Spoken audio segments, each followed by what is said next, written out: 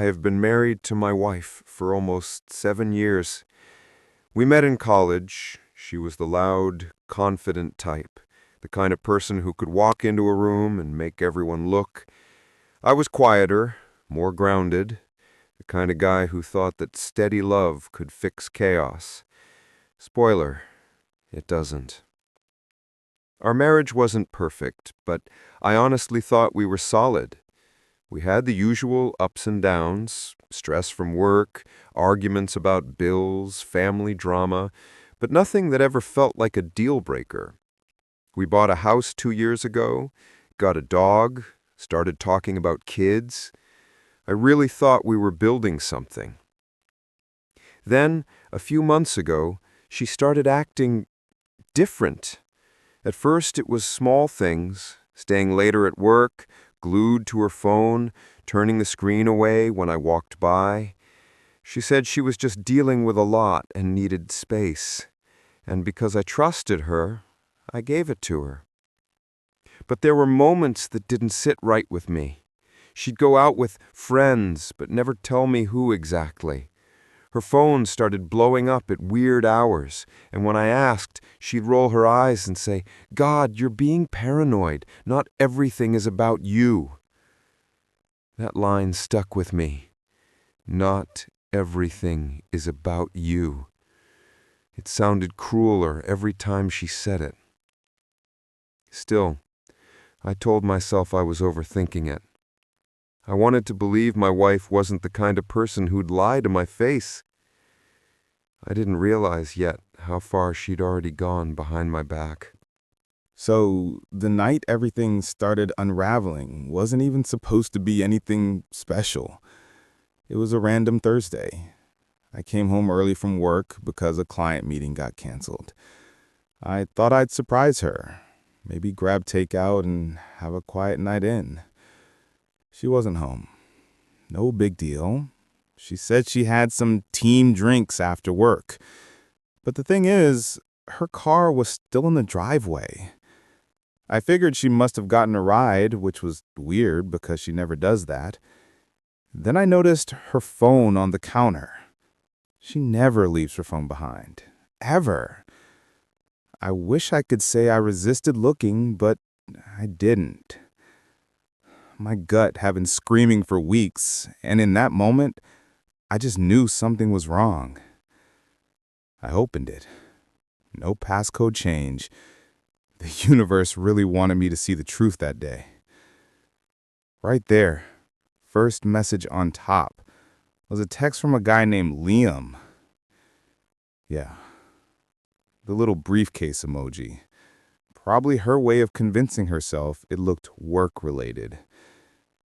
The last text said, "Can't wait to see you again tonight. Last time was incredible." My stomach dropped. My hands were shaking so bad I could barely scroll. But I did, and what I found still makes me sick to my stomach. Weeks worth of messages, photos, hotel receipts, everything. They'd been meeting up for at least 2 months. She even told him she wished she could just leave the boring life and be with him full time. The boring life. That's me. It was like every moment of our marriage replayed in my head. Every kiss, every "I love you," every night she said she was working late. All of it. And suddenly, every one of those nights had a shadow behind it. I didn't even realize I was crying until our dog came up and nudged my leg. That broke me. I sat on the kitchen floor with her phone in my hand, just staring at the screen, wondering when exactly I became a stranger to my own wife. I knew then that I couldn't just sit on it. I needed answers. I didn't plan anything. No dramatic setup, no waiting for the right moment. I just couldn't hold it in. When she got home around 10 p.m., all dressed up and smelling like someone else's cologne, I was sitting on the couch with her phone in my hand. She froze when she saw it. For a split second, her face went pale. Then she switched gears instantly, like she was flipping a switch. "Why are you going through my phone?" she snapped, voice sharp and defensive. Not surprised, not ashamed, just angry. I said, "Because I already know, Sarah. I know about Liam. I know about the hotel. I know everything." She stared at me for a second, then rolled her eyes, actually rolled her eyes, and said, "You're being ridiculous. He's just a friend from work. We had a few drinks. You always twist things." I showed her the texts, the photos, the hotel confirmations with her credit card. She went silent. Her jaw clenched. Then came the flood of excuses. "It wasn't what it looked like. You've been distant lately. I just needed someone to talk to. You're making this into something bigger than it was." It was insane. She was lying to my face, even with the proof right there between us. When I asked her if she'd slept with him, she wouldn't answer. She just yelled that I was invading her privacy. That's when I lost it. I don't yell often, but it all came out. The anger, the heartbreak, the humiliation. I told her how small she'd made me feel, how much I trusted her, how stupid I felt now knowing she was out there with another man while I was home waiting for her. And her response? She looked me dead in the eye and said, "If you weren't so boring, maybe I wouldn't have had to."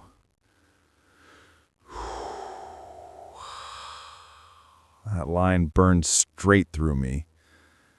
I swear, I felt something inside me just switch off. She packed a bag and stormed out that night, saying she was going to her sister's. But the next day, her sister called me asking what happened. She hadn't seen her sister at all. So yeah, she lied about that too. The first morning after she left was the quietest my house had ever been. No sound of her hairdryer, no coffee brewing, no sarcastic "don't forget to take out the trash" as she left for work. Just silence, and the dog pacing around, confused. I didn't sleep that night. I kept staring at the ceiling, replaying everything she said. "If you weren't so boring."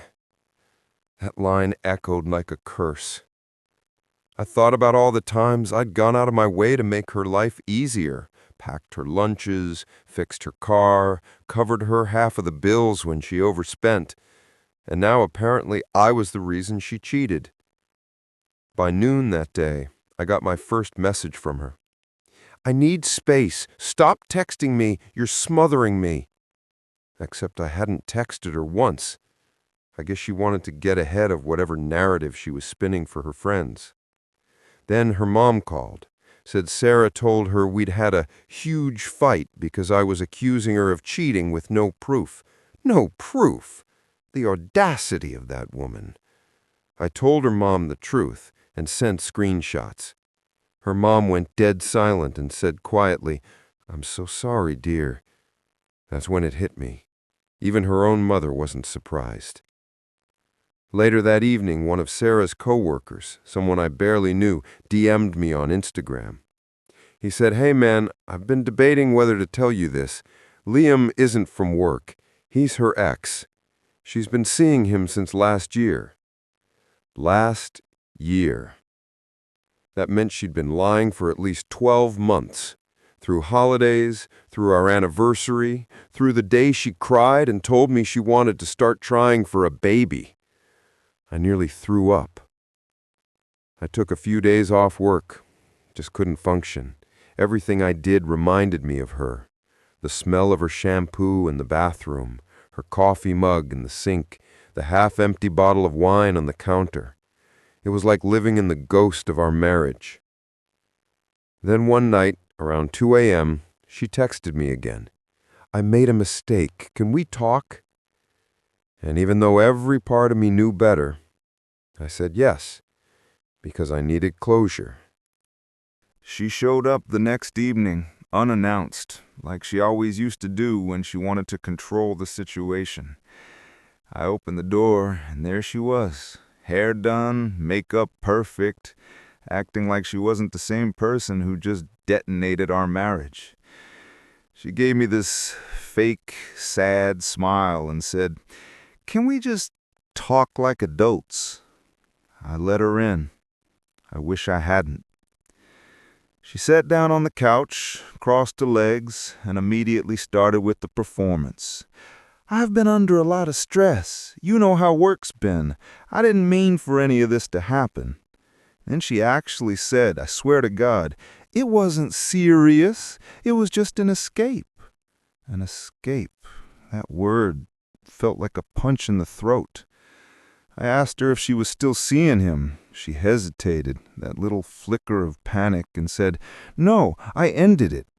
My gut told me it was a lie, but I asked anyway. "When?" She mumbled, "Last week." But I'd already seen a text from 2 days ago that said, "I miss you already." So I showed her. I'd saved screenshots. Her face drained of color again, and she snapped, "You're obsessed. You're stalking me." No apology, no accountability, just flipping it back on me. I told her, calmly as I could, that I was done, that I couldn't keep living in this web of lies and manipulation. She went from defensive to furious in 2 seconds flat, started crying and shouting that I was throwing away years over one mistake. One mistake? She had a whole second life. Then right before she left, she said something that chilled me.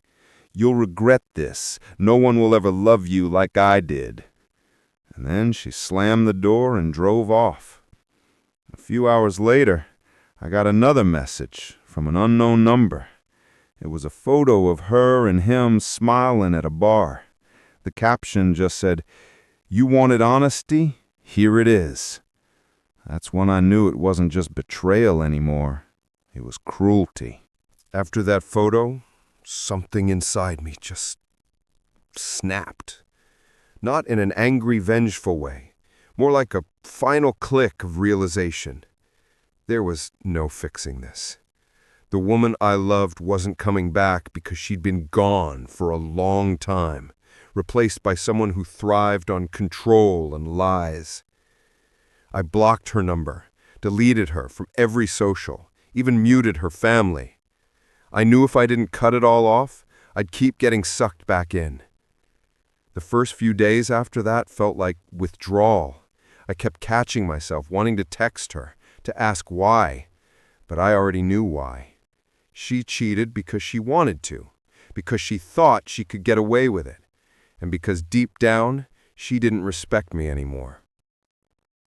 I started boxing up her stuff. It's weird how emotional something like that can be. Each piece, her sweater on the chair, her perfume on the dresser, felt like a tiny funeral. But it was also freeing. I left her clothes in garbage bags by the front door. A few days later, she showed up again, pounding on the door, demanding to be let in. I didn't answer. She screamed through the door that I was being childish, that I was making things harder than they had to be. Eventually, she started crying, saying she never wanted it to end like this. That line might have worked on me before, not this time. I waited until she left, then called a locksmith the next morning, changed every lock, password, even the Wi-Fi. It was like performing surgery on the house, cutting out every trace of her. That night, for the first time in weeks, I slept through the night. No phone lighting up, no anxiety waiting for footsteps at the door, just quiet. Heavy, sad quiet, but mine. It hit me then that I wasn't mourning her anymore. I was mourning the version of her I'd invented, the one I thought I'd married. The first few weeks after she was completely out of my life were rough. The kind of rough that doesn't look dramatic from the outside. No yelling, no crying on the floor. Just this dull ache in everything I did. Making breakfast alone. Driving to work and realizing there's no one to text, "Made it safe." Coming home to a house that finally felt clean, but hollow. I started going to the gym again, mostly to tire myself out so I wouldn't think. At first, I hated it. Then it became a weird kind of therapy. Lifting weights was something I could control, something that didn't lie to me. A few of my friends found out what happened. Apparently, Sarah had been telling everyone I was emotionally abusive and paranoid. The classic cheater script. I sent them the screenshots and just said, "Believe what you want." Most of them apologized. One even told me she'd hit on him once when I wasn't around. That stung, but at least now I wasn't wondering if I was crazy. I started journaling, too, something I'd never done before. Writing it all out helped me untangle what actually happened from what I wished had happened. Turns out, I'd been ignoring red flags for years. The way she flirted just a little too much with guys at parties, how she'd rewrite arguments to make me feel guilty, how she always needed to be the victim. It wasn't just the affair that broke us. It was the constant erosion of respect long before it. One night, maybe a month later, I was sitting on the porch with a beer, and it hit me. I didn't miss her anymore. Not the real her. I missed the idea of her, the person I built up in my head. That realization didn't bring instant peace, but it was the first time I felt a tiny bit of hope again. It's been 6 months since everything blew up. I'm still in the same house, though it feels completely different now. I repainted the bedroom, replaced the furniture, even got rid of the bed we shared. The dog still curls up on my side every night, like she knows I'm the one who stayed. Sarah tried reaching out a few times. First an email that said, "I miss us." Then another that said, "You'll regret throwing this away." I didn't answer any of them. Blocking her wasn't just about avoiding drama. It was about protecting the version of myself I'm finally starting to rebuild. I've learned that when someone cheats, it's not just the physical act that wrecks you. It's the rewriting of reality. It's realizing how easily someone you loved could look you in the eyes, smile, and lie. That kind of betrayal doesn't heal overnight, but it does heal, slowly. I've stopped asking why she did it. There's no satisfying answer. People cheat because they're selfish, because they want attention, because they don't have the guts to face what's missing in themselves. Her betrayal says a lot more about her than it ever did about me. Now, I'm focusing on things that feel real. My friends, my dog, small wins, cooking for myself, waking up without that weight in my chest. If anyone reading this is going through something similar, here's what I'll tell you. Don't chase closure from the person who broke you. They'll just give you more lies. Don't beg them to explain what you already know. And don't let their betrayal define the way you see yourself. Because one day, you'll wake up and their name won't sting anymore. You'll look around at your quiet, peaceful life and realize it's better this way. I know I did.